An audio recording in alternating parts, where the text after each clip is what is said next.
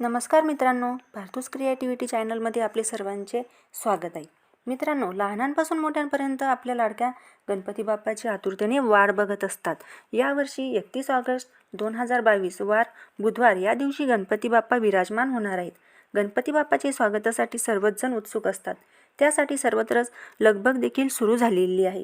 मित्रांनो, परंतु आपल्याला श्री गणेश स्थापन करताना तसेच पूजन करताना काही गोष्टींचे पालन करणे आवश्यक आहे.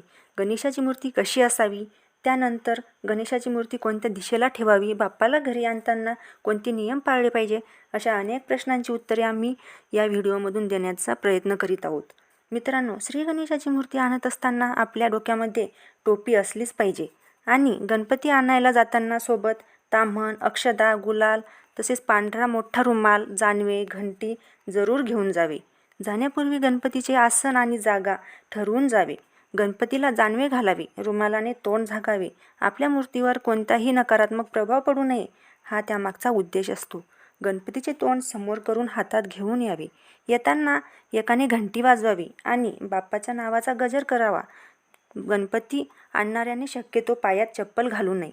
गणपती आणल्यानंतर दारात तांदूळ आणि पाणी ओवाळून पाणी बाहेर टाकावे. नंतर गणपती आणणाऱ्याच्या पायावर पाणी घालावे. गणपती आसनावर ठेवून शास्त्रोक्त पद्धतीने पूजा अर्चा करावी. गणेशाची मूर्ती घेताना सुबक, प्रसन्न आणि पिवळे पितांबर नेसलेली असावी. मूर्ती भंगलेली, तुटलेली किंवा रंग उडालेली नसावी. श्री गणेशाची स्थापना ईशान्य दिशेला करावी.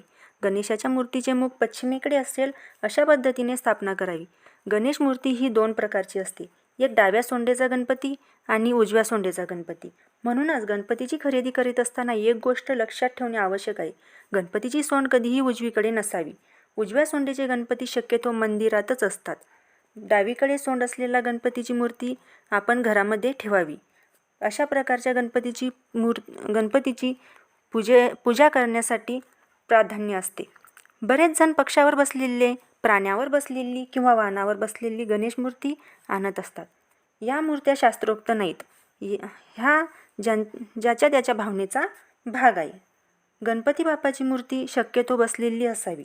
महादेव व पार्वतीच्या मांडीवर बसलेला गणपती मुळीच घेऊ नये, कारण शिवपार्वतीची पूजा लिंग स्वरूपातच केली जाते. तसेच गणपतीच्या मूर्तीसमोर कोणत्या वस्तू ठेवल्या पाहिजे हे देखील आपल्याला माहिती असायला हवे. तर गणपतीच्या मूर्तीसमोर चामड्याने बनवलेल्या वस्तू कधीही ठेवू नये. गणपती स्थापनेनंतर घरात वादविवाद होणार नाहीत याची काळजी देखील आपण घेतली पाहिजे. गणपतीला रोज मोदक आणि नैवेद्य दाखवावा. त्याचप्रमाणे रोज 21 दुर्वा देखील गणपतीला आपण अर्पण केल्या पाहिजे. त्याचबरोबर विसर्जन करताना गणपतीचा गजर करत गणपती बाप्पाला निरोप आपल्याला द्यायचा आहे.